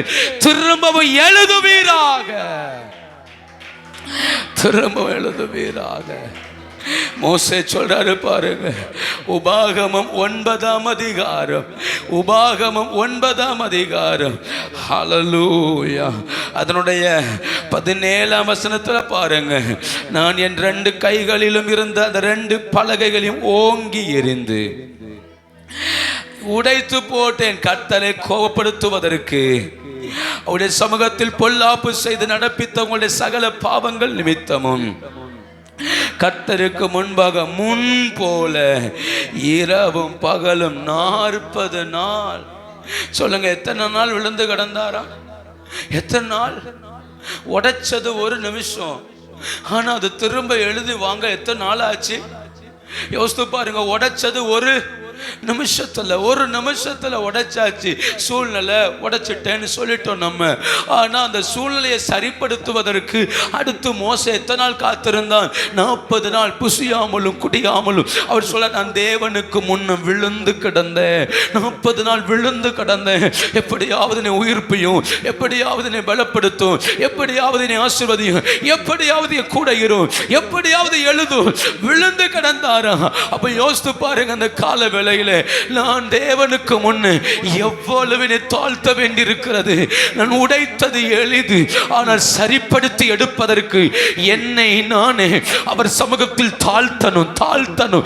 எவ்வளவுக்கு எவ்வளவு தாழ்த்தி என்னை உயிர்ப்புயும் என்று கெஞ்சுகிறோமோ அவ்வளவுக்கு அவ்வளவு திரும்பவும் உயிர்ப்பிக்க ஆண்டவர் வல்லவராயிருக்கிறார். கர்த்தருக்கு தேவை கேட்கணும், கர்த்தருக்கு தேவை கெஞ்சணும், கர்த்தருக்கு தேவை அவரிடத்துல போராடணும். அவர் மகிமை தரமாட்டேன்னு சொல்லல, உன்னை ஆசீர்வதிக்க மாட்டேன்னு சொல்லல. வந்து விழுந்து கடை, அதை ஃபீல் பண்ணு. உடைச்சதுக்குரிய வேல்யூவை, உடைச்சதுக்குரிய கிரயத்தை வாங்காமல் கர்த்தர் திரும்ப நன்மையை தருகிறது இல்லை. நான் உன்னை சொல்லட்டுமா? இலவசமாய் தருவது வேற, கிரயம் சிந்தி வாங்குவது வேற. ஆமே, உடைக்கிறதுக்கு முன்ன இலவசமா கொடுத்தார். உடைச்சதுக்கு பிறகு 40 நாள் கிரயம் செலுத்தினான். விழுந்து கடந்தான், புசிக்கல குடிக்கல. ஒரு 2 கற்பலகைய கையில வச்சுக்கிட்டு எழுதுங்கப்பா, எழுதுங்கப்பா, எழுதுங்கப்பா, எழுதுங்கப்பா. 40 நாள் 2 பலகைய கையில வச்சுக்கிட்டே ஏங்கினா. இந்த கால வேளையிலே அந்த ஏக்கம் இத கொஞ்சம் கற்பனை பண்ணி ஜெபிக்கணும். மோசே 2 பலகை கையில வச்சுக்கிட்டு தேவ சமூகத்தில் உட்கார்ந்து எழுதுவேன்னு சொன்னீரே, இதை எழுதும். எத்தனை நாள்? 40 நாள் ஜெபம் இருக்கிறான். 40 நாள் எழுதப்பா. அந்த கதறுதலின் ஜெபத்தை கர்த்தர் கேட்டு அவன் மேல இறக்கப்பட்டு அந்த வார்த்தையை பலகையில் எழுதினார். இந்த கால வேளையிலே என் இருதயம் உடைக்கப்படுமானால் எப்படியாவது என் இருதயத்தில் எழுதும். அந்த சமாதானத்தை எழுதும், அந்த சந்தோஷத்தை எழுதும். நான் இழந்த ரட்சிப்பின் மகிமையை எழுதும், நான் இழந்த அபிஷேகத்தை எழுதும், நான் இழந்த ஜெப ஆவியை எழுதும் என்று ஏங்குவோமானால் அவைகளில் எழுதி நம்மை உயிர்ப்பிக்க ஆண்டவர் வல்லவராயிருக்கிறார். ஒரு 2 நிமிஷம் நல்ல கரந்தட்டி கர்த்தரை மகிமைப்படுத்துங்க பார்க்கலாம். பரிசுத்த ஆவியானவர் இந்த கால வேளையிலே உடைத்து போட்டவைகளுக்கு ஈடாய் நம்முடைய இருதயங்களில் தம்முடைய வார்த்தையை கர்த்தர் எழுதுவாராக. எத்தனை பேர் வாஞ்சையோடு கர்த்தரை துதிக்கிறீங்க? நான் உடைத்து போட்டவைகளுக்கு ஈடாய் கர்த்தர் தம்முடைய வார்த்தைகளை அவைகளில் எழுதுவாராக. உடைத்து போட்டவைகளுக்கு ஈடாய் கர்த்தர் எழுதுவாராக. எழுதுவாராக. ஆண்டவர் நல்லவர். மோசே ஆண்டவருக்கு முன்ன விழுந்து கடந்தா. ஆண்டவருக்கு முன்ன 1-2 காரியங்களை வேகமாய் சொல்லி கடந்து போகிற இந்த கால வேளையில் ஒருவேளை நீங்கள் உங்களை புதுப்பிக்க விரும்பினால் நீங்கள் கை கொள்ள வேண்டிய சில பிரமாணங்கள் இருக்கிறது. ஆண்டவருடைய இருதயத்தில் திரும்ப எழுதணும் அப்படின்னு நீங்கள் விரும்புனீங்கன்னா, நான் பிரசங்கம் பண்ணுறேன், இன்றே எல்லாம் நடக்கும் நான் சொல்ல மாட்டேன். ஏன்னா அதுக்காக நம்ம கொஞ்சம் பிரயாசப்பட்டா தான் என்ன செய்ய முடியும், சாதிக்க முடியும். அந்த பிரயாசம் என்ன என்பதை வேதத்திலிருந்து ஆவியான கற்றுத்தருவாராக. இந்த நாட்களில் சில சிறையிருப்புகளை விட்டு வெளியே வர கர்த்தர் நமக்கு உதவி செய்வாராக. சில அனுகூலமற்ற நிலைகளை விட்டு வெளியே வர கர்த்தர் உதவி செய்வாராக. அதுக்கான 40 நாள் தான் ஜோமுன்னு சொல்ல வரல. செய்யறத பதில் கிடைக்கும் வரைக்கும் செய்யுங்க. பதில் கிடைக்கும் வரைக்கும் நான் சொல்ல போற காரியங்களை மனதில் வைத்துக் கொள்ளுங்கள். கர்த்தர் நமக்கு உதவி செய்வாராக. ஆமென். நம்பர் ஒன் என் இருதயத்தை காத்து கொள்ள வேண்டும். இருதயத்தை தேவன் எழுத வேண்டுமானால் எதை காத்து கொள்ள வேண்டும்? இருதயத்தை காத்து கொள்ள வேண்டும். உபாகமம் 10ஆம் அதிகாரம் 3வது வசனத்தை வாசிங்க. உபாகமம் 10ஆம் அதிகாரம் 3வது வசனம். சித்தி மரத்தினால் ஒரு பெட்டியை செய்து முந்தினவைகளுக்கு ஒத்த 2 கற்பலைகளை வெட்டி அவைகளை என் கையில எடுத்துக்கொண்டு மலையில் ஏறினே. நல்லா புரிஞ்சுக்கோங்க. முன்னாடி கற்பலகை இருந்துச்சு. எது இருந்தது சொல்லுங்க? எது இருந்தது? கற்பலகை இருந்தது. அந்த கற்பலகைய மோசே கையில கொண்டு வரும்போ இப்படி கொண்டு வந்தவர் கோபத்துல தூக்கி போட்டு என்ன செஞ்சார்? எரிஞ்சு உடைச்சிட்டார். இப்ப கர்த்தர் சொல்றாரு, நீ கற்பலகை மட்டும் வெட்டி கொண்டு வராத, ஒரு பாக்ஸ் செஞ்சு அந்த பாக்ஸுக்குள்ள வச்சு அதை என்ன செஞ்சுட்டு வா. இப்ப எதுல வச்சு கொண்டு வா? ஒரு பாக்ஸுக்குள்ள வச்சு கொண்டு வா. ஏன்னா இப்ப விழுந்தா இந்த பலகை என்ன செய்யாது, உடையாது. அப்போ கர்த்தர் சொல்ற வார்த்தையை புரிஞ்சுக்கோங்க. ஃபர்ஸ்ட் டைம் அவன் கற்பலகை உடைச்சான். இப்ப ரெண்டாட்டை எழுதணுங்கிறதுனால நான் நமக்கு புரியுற மாதிரி சொல்றேன். திரும்பவும் நான் இழந்தவைகளை, நான் இழந்த மேன்மைகளை நான் சுதந்திரித்துக் கொள்வதற்கு அவருடைய சமூகத்தில் என் இருதயத்தை காவல் காக்க வேண்டியது அவசியமா இருக்கிறது. ஏன்னா இதுக்குள்ள பலகை இருக்குது. என் இருதயத்தை எவ்வளவுக்கு எவ்வளவு தேவனுக்கு முன்ன ஆயத்தமாகி காத்து இது கர்த்தருக்குரியது. என் இருதயத்துல கசப்பு வந்துடக்கூடாது, உலகம் வந்துடக்கூடாது, பாவம் வந்துடக்கூடாது, இனி சூழ்நிலை என் இருதயத்தை டேமேஜ் பண்ணிடக்கூடாதுன்னு எவ்வளவுக்கு எவ்வளவு இருதயத்தை காப்பாற்றுறோமோ அவ்வளவு அதிலே அவர் எழுத வல்லவராயிருக்கிறார். ஆமென், ஹல்லேலூயா. அப்போ நான் எனக்குள்ள தேவன் தரக்கூடியதை அவர் பாதுகாத்து வைக்க அவர் ரொம்ப வாஞ்சிக்கிறார். ஆண்டவர் எப்பவுமே வீணாக்க விரும்புவது தம்முடைய கிருபையை தரையில விழ விடுவது இல்லை. தம்முடைய அபிஷேகத்தை தரையில விழ விடுவது இல்லை. அப்போ நான் தேவ சமூகத்தில் நான் ஒரு அற்புதத்தை பெற்றுக்கொள்வதற்கு அல்லது நான் இழந்தவைகளை பெற்றுக்கொள்வதற்கு என் இருதயத்தை சரிப்படுத்தணும். எதை சரிப்படுத்தணும்? எல்லா காவலோடும் இருதயத்தை காத்துக்கொள், அதினிடத்தில் நின்று ஜீவ ஊற்று. அப்போ எங்க இருந்தா ஊற்று புறப்படும்? இருதயத்துக்குள்ள இருந்துதான். அப்போ எதை காத்துக்கொள்ளணும்? இருதயத்தை காத்துக்கொள்ளணும். இருதயத்தை காத்துக்கொள்ளும் போதுதான் தேவனால் செயல்பட முடியும். அதான் சொல்றாரு, ஒரு பெட்டி செஞ்சு கொண்டு வா. இனி பழைய என்ன செய்யாத, இனி உடைக்காத. பவுல் தீமோத்தேயுக்கு இப்படி எழுதுறார். 2 தீமோத்தேயு எழுதுற நிருபம் 1ஆம் அதிகாரம், 2 தீமோத்தேயு எழுதுற நிருபம் 1ஆம் அதிகாரம் அதனுடைய 14ஆம் வசனத்தை பாருங்க. உன்னிடத்தில் ஒப்புவிக்கப்பட்ட அந்த நற்பொருளை நமக்குள்ளே வாசம் பண்ணுகிற பரிசுத்த ஆவியினாலே பாத்தீங்களா? உனக்கு ஒப்புவிக்கப்பட்ட அந்த நற்பொருளை நமக்குள் வாசம் பண்ணுகிற பரிசுத்த ஆவியினால் காத்துக்கொள். அப்படின்னா என்ன செய்யணும்? ஒவ்வொரு நாளும் ஜெபிக்க வேண்டிய ஜெபம், ஆவியானவரே என் இருதயத்தை காத்துக்கொள்ளுங்க, என் இருதயத்தை ஆயத்தப்படுத்துங்க, தேவன் அதில் எழுதணும், கர்த்தர் அதில் எழுதணும், அதுக்கு என் இருதயத்தை காத்துக்கொள்ளுங்க, என் இருதயம் தடுமாறக்கூடாது, இனி என் இருதயம் கர்த்தருக்கே சொந்தம். ஒவ்வொரு நாளும் இந்த பொக்கிஷத்தை பரிசுத்த ஆவிக்குள்ள என்ன செய்யணும்? பரிசுத்த ஆவிக்குள்ள காத்துக்கொள்ளணும். நம்ம ஆவியானவர் லாக்கர் மாதிரி கிடையாது. ஒரு நாள் கொண்டு வச்சுட்டா அப்ப 2 வருஷம் கழிச்சு போலாம் நினைக்க கூடாது. ஒவ்வொரு நாளும் என் பலகை யாருக்குள்ள வச்சிடணும்? ஆவியானவருக்குள்ள. ஆவியானவரே இருதயத்தை ஆயத்தப்படுத்துங்க, இருதயத்தை ஆயத்தப்படுத்துங்க. நான் சொல்றதை புரிந்து கொள்ளுங்கள். நான் இழந்தவைகளை சுதந்தரிப்பதற்கு, நான் இழந்தவைகளை பெற்றுக்கொள்வதற்கு என் இருதயம் ஆயத்தமாகணும், என் இருதயம் சரியாகணும். நான் சொல்லட்டுமா? நான் சொல்ற அனைத்தையும் நீங்க இப்ப சரி பண்ண கூட இப்பவே கர்த்தர் நம்மளை பலப்படுத்தி அனுப்ப அவர் எப்படி இருக்கிறார்? அவர் ரெடி. நம்ம ஆயத்தமா இருந்தா அவருக்கு கால தாமதமே இல்லை. ஆமே. அப்போ யோசித்து பாருங்க, என் இருதயம் ஆயத்தமாகணும். எப்படி ஆயத்தமாகணும்? இனி என் பொருளை உடைக்க மாட்டேன், இனி என் பொக்கிஷத்தை உடைக்க மாட்டேன், இனி தேவன் தந்த ரட்சிப்பை உடைக்க மாட்டேன், இனி தேவன் தந்த கிருபையை உடைக்க மாட்டேன். ஆண்டவரே, ஆவியானவரே என்னை காத்துக்கொள்ளும் என்று சொல்வோமானால் நமக்குள் இருக்கிற கற்பலகையில் தம்முடைய வார்த்தை எழுதுவதற்கு கர்த்தர் வல்லவராயிருக்கிறார். இரண்டாவதாக கழுகை போல ஒப்பு கொடுக்கணும். எதை போல சொல்லுங்க? எதை போல? ஏன் அப்படி சொல்றேன்னா, யாத்திராகமம் 33ஆம் அதிகாரம் அதுல 21வது வசனத்தை பாருங்க. யாத்திராகமம் 33:21. என் அண்டையில் ஒரு இடம் உண்டு, அங்கே கண்மலையில் நெல்லு, கடந்து போகும்போது நான் உன்னை இந்த கண்மலையின் வெடிப்புல வைத்து என் கரத்தினால் உன்னை, கர்த்தர் சொல்றாரு பாருங்க, கண்மலையின் வெடிப்புல கொண்டு உன்னை வைப்பேன். எங்க வைப்பேங்கிறாரு?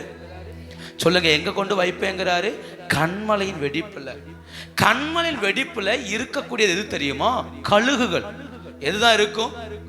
கண்மலை வெடிப்புல எதுதான் வாழும்? கழுகு வாழும். நான் ஒரு 4 காரியத்தை சொல்றேன் பாருங்க.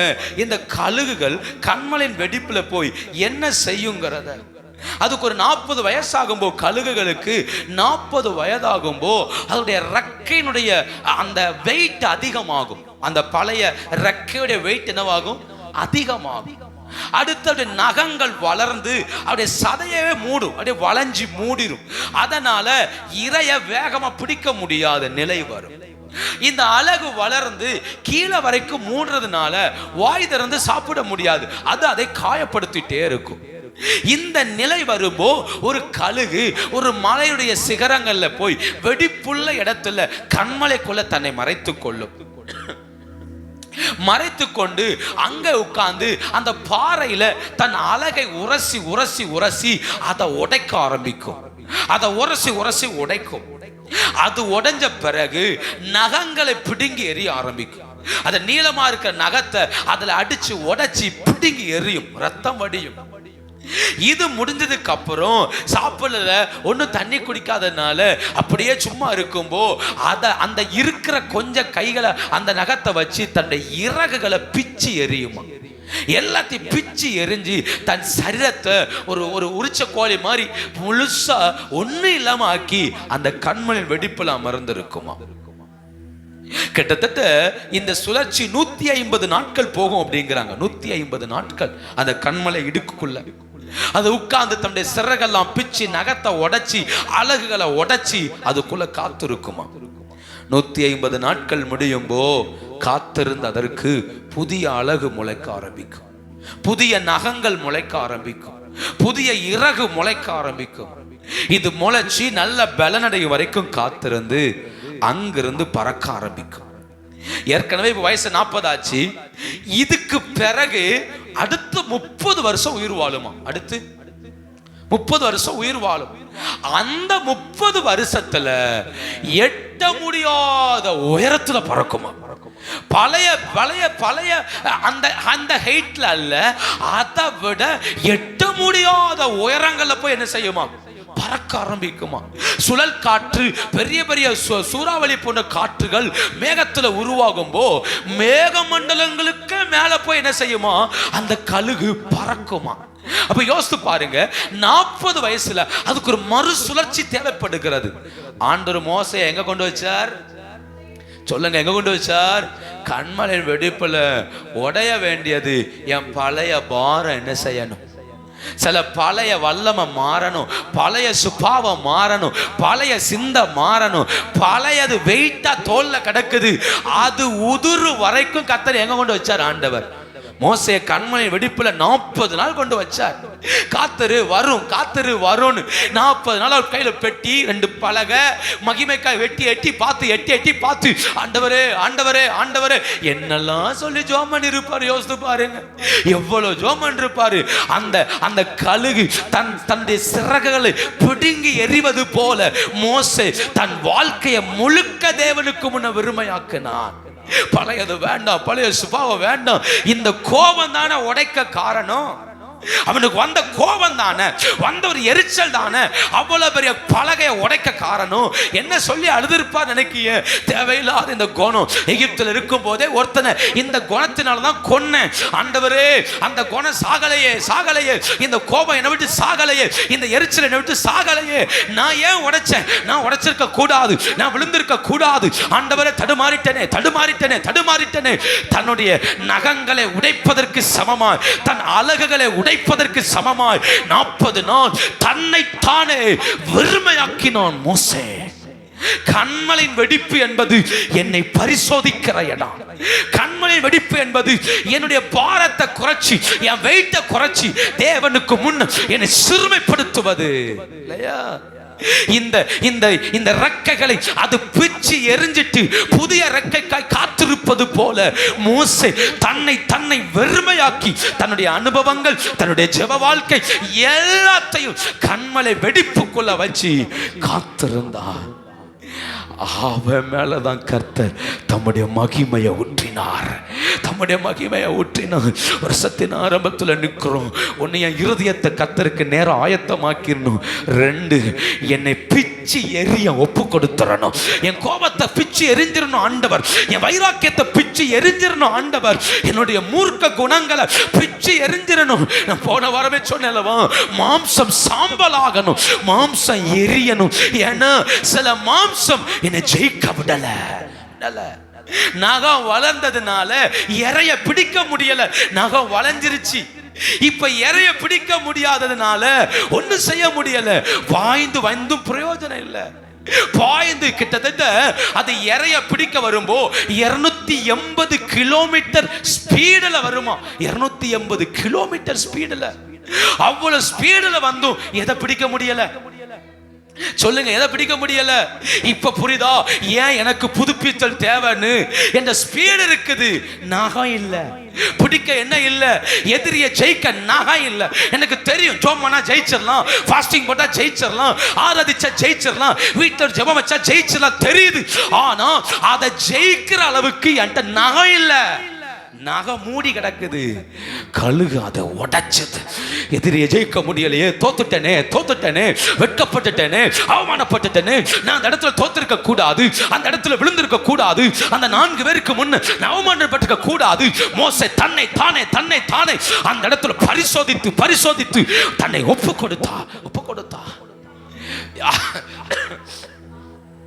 ஆரோன்ட்டு சொல்ல முடியுமா? மூப்பரோன்ட்டு சொல்ல முடியுமா? நான் மகிமை இழந்துட்டேன், கற்பலை இழந்துட்டேன்னு சொன்னா எவனா மதிப்பானா? சொல்ல முடியாது. போய் உட்கார்ந்து அந்த கண்மலை இடுக்குல உட்கார்ந்து நான் இப்படி யோசிக்கிறேன். முட்டி அழுதுருப்பா. இறங்கும் கர்த்தாவே வான்னு கூப்பிட்டீங்களே, 40 நாள் ஆச்சு, 30 நாள் ஆச்சு, 35 நாள் ஆச்சு, வாங்கப்பா. அழுது தன்னை காயப்படுத்தி கொண்டா. இந்த கால வேளையில சில நேரங்களில் முழங்காலில் நிற்பது ஒரு தியாகத்தின் அடையாளம். சில நேரம் நடந்து ஜெபிப்பது ஒரு தியாகத்தின் அடையாளம்.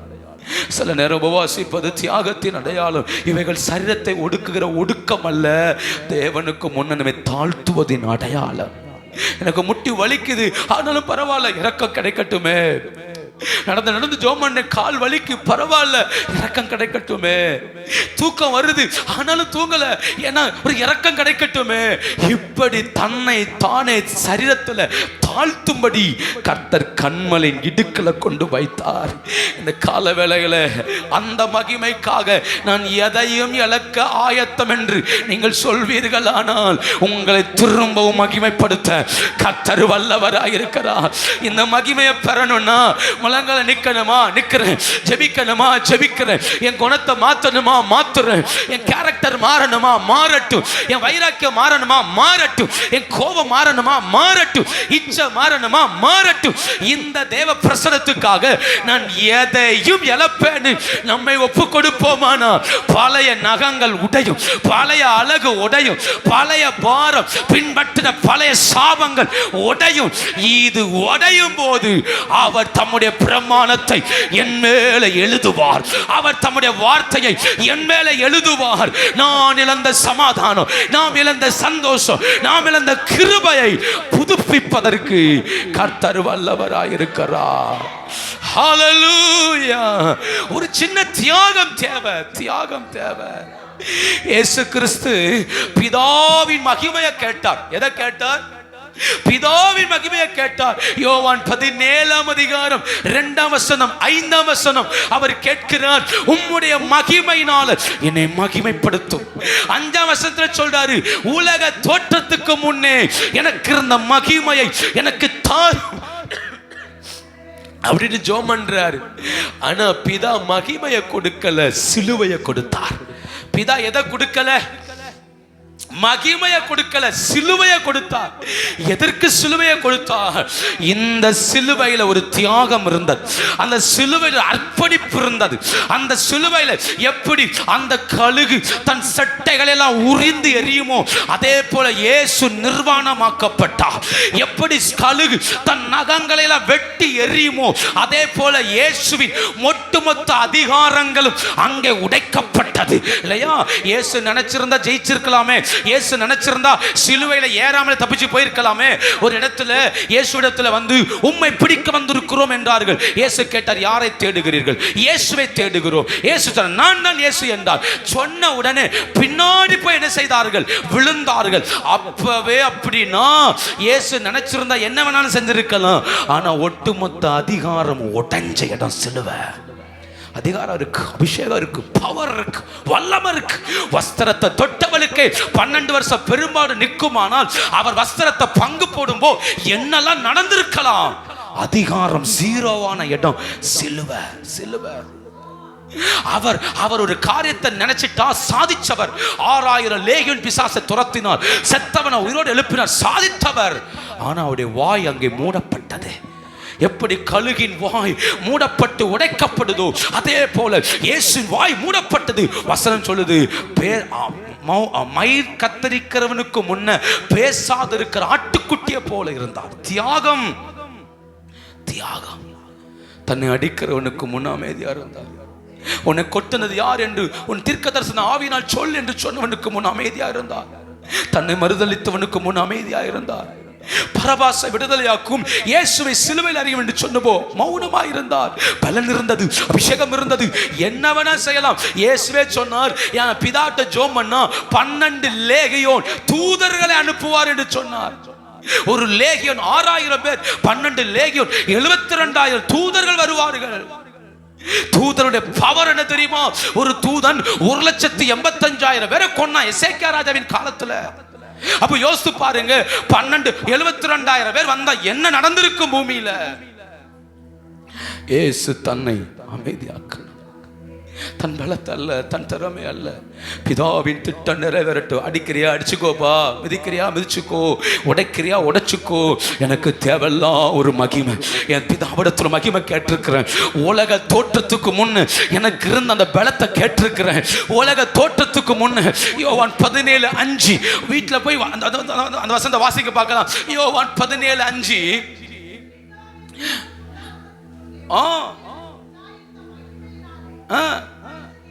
பாத்தீங்களா? உலக தோற்றத்துக்கு முன்னே உண்டாகிருந்த மகிமையினால இப்ப என்னை மகிமைப்படுத்தும். அப்ப புரிந்து கொள்ளுங்க, இயேசு கேட்ட மகிமையை பெற்று பெற்றுக்கொள்ளணும். இயேசு இந்த கண்மலையின் வெடிப்பை கடந்து போய்தான் ஆகணும். இயேசு இந்த கண்மலையின் வெடிப்புல தன்னை ஒப்பு கொடுத்துதான் ஆகணும். தன்னை தாழ்த்தினார், தன்னை கீழ்ப்படுத்தினார். அடிக்கிறவனுக்கு முன் அமைதியா இருந்தார், குற்றவாளியை போல அமைதியா இருந்தார். தன் பக்கம் நீதி இருந்தும் நீதி கேடு செய்தவரை போல மௌனமா இருந்தார். சிலுவையில் ஒரு வார்த்தை கூட யாரையும் திட்டவும் இல்லை, பேசவும் இல்லை. இவங்களை மன்னியும், இவங்களை பாதுகாத்துக்கொள்ளும் ஜெபம் பண்ணார். தன் ஆவியை ஒப்பு கொடுத்தார். ஆனா அந்த கண்மலின் வெடிப்பு தான் அவர் கேட்ட மகிமையை அவருக்கு இரட்டிப்பாய் கொடுத்தது. அவர் கேட்ட மகிமையை இன்னைக்கு வானோர் பூதலத்தோர் பூமியின் கீழானோர் யாவருடைய முழங்காலும் முடங்குகிற ஒரே நாமம் இயேசுவின் நாமம். பாதாளம் நடுங்குற ஒரே நாமம் இயேசுவின் நாமம். அன்னைக்கு கண்மலையின் வெடிப்புல இருக்கிற கழுகை போல சிலுவையில் தன்னை ஒப்பு கொடுத்தார். சாத்தான் நினைச்சா ஜெயிச்சிட்டோன்னு, ஆனா அவனுக்கு தெரியாது இந்த கண்மலைக்கு பிறகு ஒரு பயங்கரமான அப்டேட் இருக்குன்னு. இயேசு தன்னை புதுப்பித்தார். விளைவு சாத்தான் நடுங்குகிற நாமமாய் இயேசுவின் நாமம் உயர்த்தப்பட்டது. அப்போ சில தியாகம் இருக்கு, சில கண்ணீர் வடிக்கணும். உடைக்க வேண்டியதை உடைக்கணும், விட்டு கொடுக்க வேண்டியதை விட்டு கொடுக்கணும், மன்னிக்க வேண்டியதை மன்னிக்கணும். கர்த்தரிடத்துல மன்னிப்பு கேட்க வேண்டிய காரியங்களுக்கு மன்னிப்பு கேட்கணும். என் அழகு வளர்ந்ததுனால தான் இறைய பிடிக்க முடியல இல்லையா? சில காரியங்களை ஜெயிக்க முடியல, சில காரியங்களை மேற்கொள்ள முடியல. அப்போ ஏன் முடியல? நகம் வளர்ந்துருச்சு. சில காரியத்தை உண்ண முடியல, சில காரியத்தை நான் அனுபவிக்க வேண்டியவைகளை வேறு ஒருவன் என்ன செய்கிறான்? அனுபவிக்கிறான். அதுதான் என் வாய் மூடினதுக்கு சமம். என் சம்பளம், என் வருமானம், ஆனா இன்னொருத்த அனுபவிக்கிறான், என்கிட்ட இல்ல. அப்போ என் வாய் அங்க அடைக்கப்பட்டு இருக்கிறது இல்லையா? என்னால் பறக்க முடியல, நான் எட்டி போக நினைக்கிறேன் முடியல, எனக்கு ஜெபிக்க நினைக்கிறேன் முடியல. அங்க முதுகுல இறகு பெருசா கிடக்குது. இதெல்லாம் உதிர்ந்துட்டா புதிய பலன் வரும். எப்பவுமே ஒரு மரத்துல பாருங்க, புதிய இலை வரும்போ அவருடைய நிறமும் அழகா இருக்கும், அவருடைய கனமும் வித்தியாசமா இருக்கும். அது பார்க்க பழைய இலைய போல கரடு முரடா இருக்காது, பழைய இலைய போல முரட்டுத்தனமா இருக்காது. புது இலையில ஒரு சாஃப்ட் இருக்கும், ஒரு மென்மை இருக்கும். இந்த கால வேளையில என்னை ஒரு தியாக பலியாய் ஒப்பு கொடுத்தா கர்த்தர் திரும்பவும் புதுப்பிக்க வல்லவராய் இருக்கிறார். ஹல்லேலூயா. ஒன்று என் இருதயத்தை ஆயத்தப்படுத்திடணும், ரெண்டு என்னை ஒப்பு கொடுத்துடணும். உடைக்க வேண்டியதை உடைச்சிடணும், அர்ப்பணிக்க வேண்டியதை அர்ப்பணிச்சிடணும், விட்டு கொடுக்க வேண்டியதை விட்டு கொடுத்துடணும். கர்த்தர் உதவி செய்வார். கடைசியாக ஒன்று மோசே செய்தது. இது கர்த்தர் மோசேட்ட சொன்ன ஒரு வார்த்தை. 34ஆம் அதிகாரம் யாத்திராகமும் 34:2 வசனம். விடியற் காலத்தில் நீ ஆயத்தமாகி ஏறி காலமே என் சமூகத்துல அடுத்து ஒரு டயத்தை ஃபிக்ஸ் பண்றாரு. நீ இழந்த மகிமையை வாங்கன்னா எப்போ வா சொல்லுங்க, எப்போ வா? காலமே வா. 4 மணிக்கே வந்துரு, 3 மணிக்கே வந்துரு, 5 மணிக்கே வந்துரு. எப்போ கூப்பிடுறார் ஆண்டவர்? காலமே. 3 to 6க்குள்ள, அதான் காலையில கர்த்தர் கூப்பிடுறார். காலமே என் சமூகத்துக்கு வந்துடுறேன். எதை வாங்க? நான் உடைத்து போட்டதை வாங்க. அப்போ எப்போ உட்காந்து ஜெபிக்கணும் தெரியுமா? என் இருதயத்தை ஆயத்தப்படுத்துவதும் என்னுடைய மாம்சத்தை உடைச்சி என்னை தியாக பலியாய் ஒப்பு கொடுக்க வேண்டியது அதிகாலையில். இந்த காலவேளை வசனத்தை கேட்டுட்டு இருக்கிறீங்க. இந்த வாரத்தில் உட்காந்து ஜெபம் பண்ணுங்க. ஒரு 7 நாள் தீர்மானம் எடுங்க. ஒரு 7 நாள் நான் காலையில் எழும்பி இந்த காரியத்துக்கு நான் ஜெபிப்பேன்னு உட்காருங்க. நீங்கள் உட்கார்ந்து ஜெபிக்க ஆரம்பித்தா உடைக்க வேண்டியது எல்லாத்தையும் உடைச்சி சீரமைக்க வேண்டியவைகளை கர்த்தர் சீரமைப்பார். மோசே காலமே வந்துரு, மோசே நேரத்தை வீணாக்காத. ஆபிரகாம்கிட்ட சொன்னார் காலமே வந்துரு. அவன் அதிகாலையிலே சேனங்கட்டி இல்லையா, அதிகாலையிலே போயிட்டான் மோரியா மலை தேசத்தை நோக்கி. இந்த காலை வேளையில எப்போ வேணாலும் ஜெபம் பண்ணலாம். ஆனா இங்க அப்படி கூப்பிடல. மகிமையை வாங்கன்னா எப்போ வாங்குறாரு சொல்லுங்க? பிரசன்னத்தை வாங்கன்னா எப்போ வா? எப்போ வேணா கர்த்தர் வருவார். ஆனா கர்த்தர் டயத்தை ஃபிக்ஸ் பண்ணிட்டா அதுல மாற்று கருத்து இல்லை. காலையில் உட்காந்து நீங்கள் ஜெபிக்க வேண்டிய ஜெபம் இந்த 3 வார்த்தையை சொல்லி ஜெபம் பண்ணுங்க.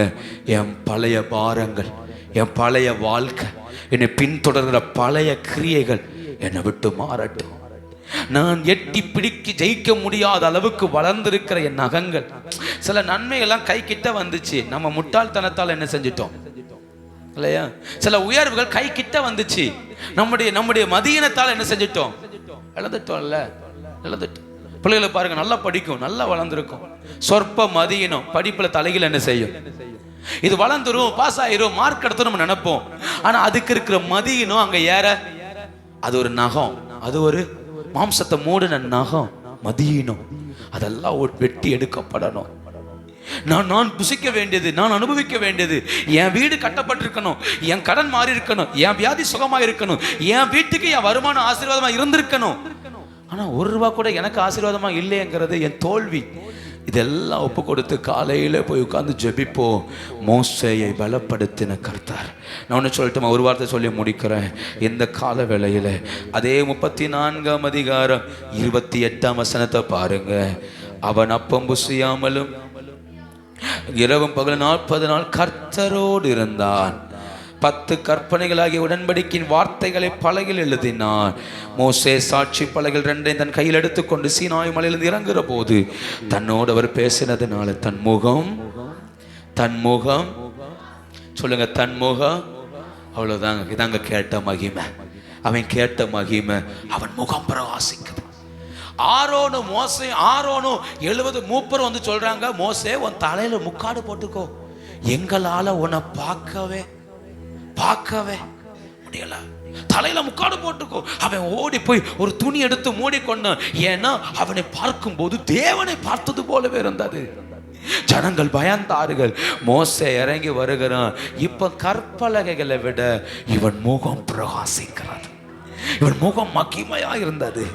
இந்த கால வேளையில இந்த அனுபவத்தை தான் யார் கேட்டது?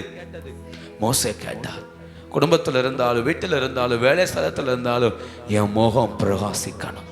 ரட்சிப்பின் சந்தோஷத்தால, மகிழ்ச்சியினால, பிரசன்னத்தால என் முகம் பிரகாசிக்கணும்.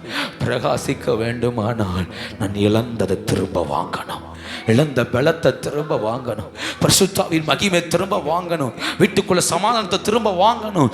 எதையெல்லாம் உடைச்சோமோ, காலையில் உட்காருங்க, ஒரு 21 நாள் நியமிச்சு பாருங்க, ஒரு 40 நாள் நியமிச்சு பாருங்க. நான் ஜோமன்ற ஆண்டவர் எனக்கு அனுகூலம் பண்ணுங்கன்னு சொல்லி ஒரு தீர்மானத்தோடு ஜோமனி பாருங்க. கண்டிப்பா கர்த்தர் காரியங்களை அனுகூலம் பண்ணுவார். சில காரியங்களை ஜெயிக்க முடியல, பிடிக்க முடியல, வேலையை பிடிக்க முடியல, படிப்பை பிடிக்க முடியல, உயர்வை பிடிக்க முடியல, நான் நினைச்ச எல்லைக்குள்ள போக முடியல, ஜெயிக்க முடியலையா, பரவாயில்ல, ஒரு தீர்மானம் எடுங்க. ஒரு 21 நாள் நான் காலையில் 4 to 5 ஜோம் பண்றேன்ப்பா, அல்லது 3 to 4 ஜோம் பண்றேன்ப்பா. போய் உட்காருங்க. தியாகம் தான். நடந்து முழங்கால நின்னு ஜோமனி பாருங்க. புதுப்பிக்க கர்த்தர் எப்படி இருக்கிறார். சில நேரம் கரையம் செலுத்தாம சில கிருபைகளை வாங்கவே, கிருபை இலவசம், ஆனா கரையம் செலுத்தி தான் என்ன செய்யணும்? கிருபை. அதுக்கு ஆண்டு காசோ பணமோ கேட்கல. அவர் கேட்டதெல்லாம் ஒன்ன தாழ்த்து, ஒன்ன ஒப்புக்கொடு, சில நாட்கள் காத்துரு. இது பணம் கொடுத்து வருவதல்ல, என் மனதினால் செய்யக்கூடியது. அதான் பேதுரு சொன்னாரு, உன் பணமும் அந்த நான் பணத்தை கொடுத்து வரத்தை வாங்கலாம்னு நினைச்சா உன் பணம் உன்னோடு கூட நாசமாய் போக கடவுது. தேவனுடைய கிருபை அது இலவசம், ஆனா காத்திருக்கிறவனுக்கு. பேதுருவும் சீசர்களும் 10 நாட்கள் காத்திருந்தார்கள். பரிசுத்தாவின் மகிமை இறங்கிச்சு, அவங்க முகங்கள் எல்லாம் பிரகாசித்தது. நான் ஏன் இனி செத்த முகமா இருக்கணும்? இன்னைக்கு உங்களுக்குள்ள ஒரு கேள்வி கேளுங்க, நான் ஏன் செத்த முகமா வாழணும்? நான் ஏன் செத்த முகமா ஜீவிக்கணும்? நான் ஏன் தேவ பிரசன்னமற்றவனாய் வாழணும்? எனக்கு தேவன் தம்முடைய மகிமையை வைத்திருக்கிறார், எனக்கு தேவன் தம்முடைய கிருபை வைத்திருக்கிறார். நான் தோத்து போக கூடாது, நான் வெட்கப்பட்டு நிற்க கூடாது. அதே இடத்துல நான் தலை நிமிர்ந்து நிற்க கர்த்தர் எனக்கு உதவி செய்யணும். அதற்கு தேவையெல்லாம் தேவ மகிமை. கண்களை மூடி ஜெபிக்கலாம் அந்த கால வேளையில. ஹல்லேலூயா. எல்லாரும் கொஞ்ச நேரம் கர்த்தரை ஸ்தோத்தரிக்க போகிறோம். சில பழைய கிரியைகளை உடைச்சு ஜெபிக்க போறோம் இந்த கால வேளையில. ஆமென், ஆமென், ஆமென். உங்களால் மேற்கொள்ள முடியாத சில பழைய கிரியைகள் உண்டல்லவா, இப்ப நீங்க ஜெபம் பண்ணணும். அவைகள் எல்லாம் உடைச்சு ஜெபிக்க போகிறோம் இந்த கால வேளையில.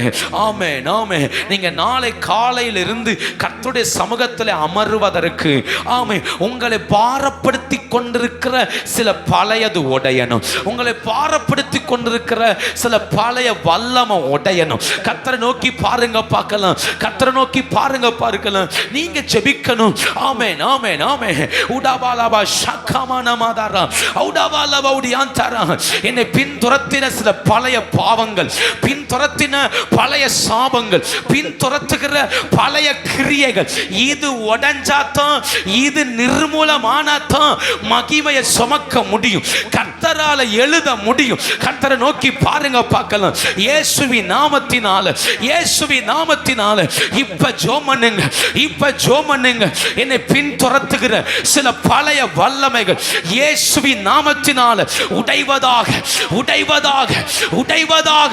என்னை பாரப்படுத்தி கொண்டிருக்கிற சில பழையவைகள் ஆதாரமானதாரா ரிக்கபாலஹ துடாதரா ரபாலவா ஷக்கமானதாரா. சிலதெல்லாம் சபையில ஜெயிச்சிரணும், சிலதெல்லாம் சபை ஆராதனையில ஜெயிச்சிரணும். துதிங்க பார்க்கலாம். மேற்கொள்ளுகிற சில பழைய வல்லமைகள், விக்கிரகத்தின் ஆதிக்கங்கள், வேசித்தனத்தின் ஆதிக்கங்கள், அசுத்தத்தின் ஆதிக்கங்கள், மாம்சத்தின் கிரியைகள், பலவீனத்தின் அதிகாரங்கள், ஜோமனுங்க பார்க்கலாம், ஜோமனுங்க பார்க்கலாம். கர்த்தர் அவைகளை இந்த பகல் உடைப்பாராக, உடைப்பாராக. இவைகள் நாம் பறக்க விடல, இவைகள் எழும்ப விடல. உரபாலபா ரிக்கமானமாதாரா ஆதரகதுடா ஆதரபௌடியாந்தரா. ஆவியானவர் தம்முடைய கரங்களை நமக்கு நேராய் நீட்டுவாராக. சில பழைய சிறகுகளை கர்த்தர் பிடுங்கெறிவாராக. ரிக்கமானமாதாரா ஆதரபௌடியாந்தரா. பின் துரத்துகிற பழையவைகளை கர்த்தர் பிடித்தெறிவாராக. காலாஹாதாரா உடபாலபௌடியாந்தரா. ஜெபிங்க பார்க்கலாம், ஜெபிங்க பார்க்கலாம். பின் துரத்துகிற எல்லா பழையவைகள் ஓ ராகாதாராமா ஆதரபௌடியாந்தரா உடபாலகதுடாதரா. ஜெபிக்கணும், ஜெபிக்கணும், ஜெபிக்கணும். கானாஹாதாரா கேவாலாஹதுடா ஆதரபலகதேரே ஆதரபலதரா. ஒரு அக்கினி பற்றி பிடிக்கட்டும், பற்றி பிடிக்கட்டும், இன்னைக்கு பற்றி பிடிக்கட்டும். காமானமாதாரா ஆதரகதுடா. ஜெபிக்க விடாத சில பாரங்கள், ஆராதிக்க விடாத சில பாரங்கள், கர்த்தரோடு நெருங்க விடாத சில பாரங்கள் இப்ப விழுவதாக. காவாலவாதாரா அக்கினி பற்றி பிடிக்கட்டும், பற்றி பிடிக்கட்டும். கானாஹாதுடா ஆதரபலவாதாரா அதரகத்துடா ஓராபாலஹதேரே. ஜெபிக்க விடாத அந்த பழைய ரெக்கைகள் மேல ஒரு அக்கினி பற்றி பிடிப்பதாக. கமனஹதாரா அதரகத்துடா அதரபலவதரா. எழும்பி உட்கார விடாத சில பழைய வல்லமைகள் இப்ப எரிவதாக.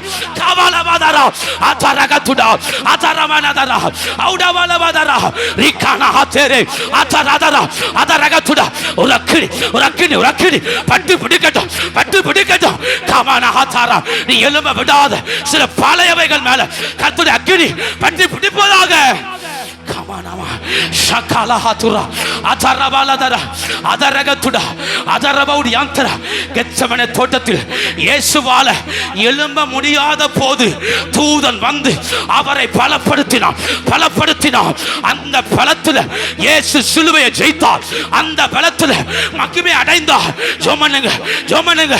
நீங்க எழும்ப விடாத அந்த இடத்துல, அந்த வீட்டுக்குள்ள ஒரு தேவ அபிஷேகம், ஒரு தேவ அபிஷேகம். கவலஹதாரா அதரபலதரா. வாஞ்சிக்க விடாத அந்த வீட்டுக்குள்ள ஒரு தேவ அபிஷேகம். ரிகனஹதேரே அதரபலதரா அதரகதுடா. கரைப்படுத்தின அந்த வீட்டுக்குள்ள தேவ மகிமை. கமனமா ஷகனா வாலிப பிள்ளைங்களா ஜோமனனும் எழும்ப விடாத, எழும்ப விடாத, பிரகாசிக்க விடாத சில பகுதிகளில் கர்த்தருடைய வல்லமை இறங்கட்டும், வல்லமை இறங்கட்டும்.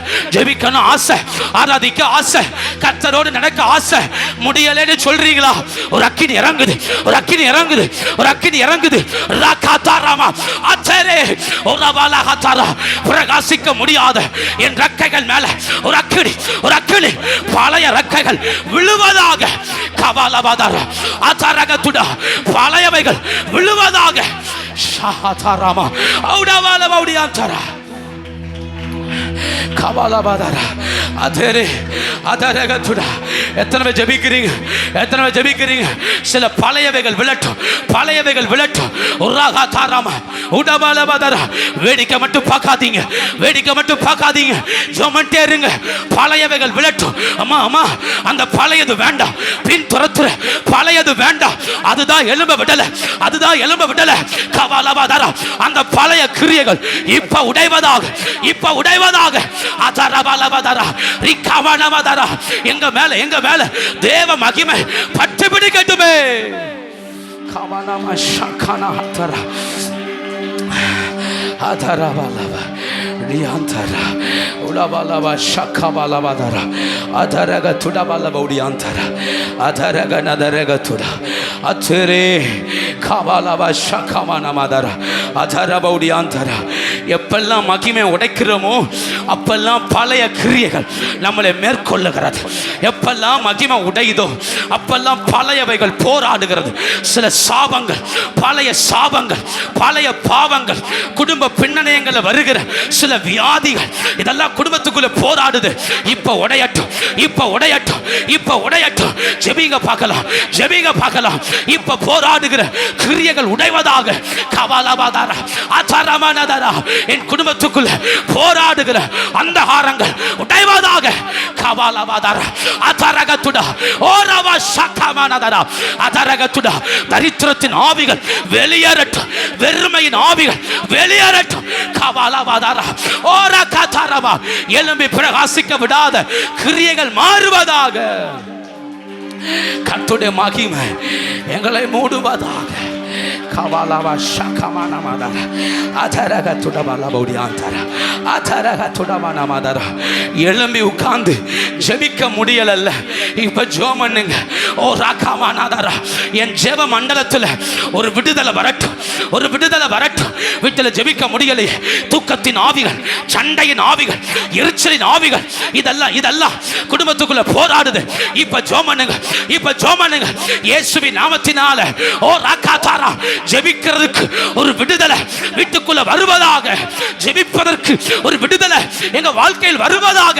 கபாலபாதாரா அதரகத்துடாதரா. தேவ சமூகத்தில் எழும்பி நிற்க கர்த்தர் கிருபை தருவாராக.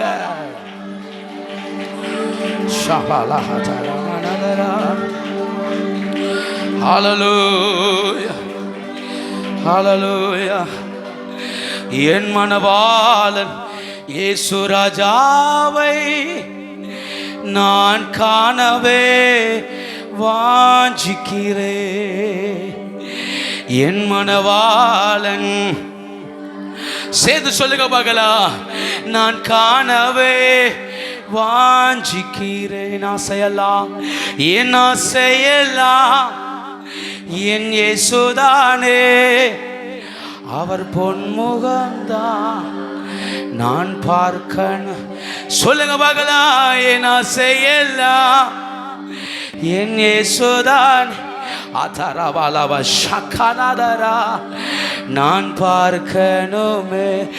என் ஆசையெல்லாம் என் இயேசுதானே. அவர் பொன்முகம்தான் நான் பார்க்கணும். கரம் உயர்த்தி சொல்லுங்க. என்னை வெறுமையாக்குறேன்ப்பா, என்ன வெறுமையாக்குறேன்ப்பா, என்ன வெறுமையாக்குறேன். இந்த வாரத்தில் என்னை உடைச்சி உருவாக்குங்க. நாங்கள் இது எப்பெல்லாம் காலையில் அதிகாலையில் எந்தெந்த பிள்ளைகள் தேவனுடைய பாதத்தில் அமருகிறார்களோ அவர்கள் மேலெல்லாம் ஒரு அபிஷேகம் அமரட்டும்.